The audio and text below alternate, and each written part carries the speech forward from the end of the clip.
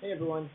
So for this week's discussion, I wanted to take a moment to share what stood out to me from our discussion on mechanization and quantification psychology. One of the biggest takeaways for me, or my notes,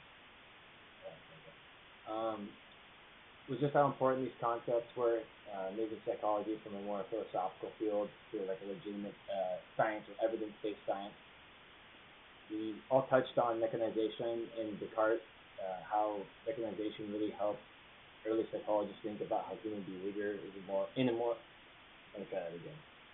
It helped early psychologists think about human behavior in a more structured way. For example, Descartes' model, we all talked about how his reflex model was a great example of this. He introduced the idea that external stimuli could cause automatic bodily responses.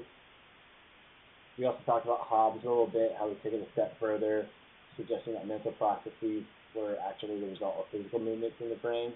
And then we also brought up quantification, how that was equally important because it makes psychology measurable.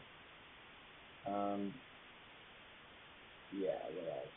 I found something pretty interesting from our discussion that we all kind of touched on how these advancements legitimize psychology as a science.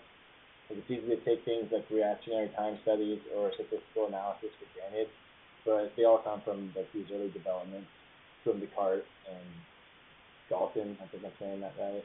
Our discussion, the group's discussion, really reinforced psychology, how it reinforced how psychology evolved into what it is today. Um, Empirical evidence, measurement, and experimentation. So I think we had a pretty good week. Have a good weekend.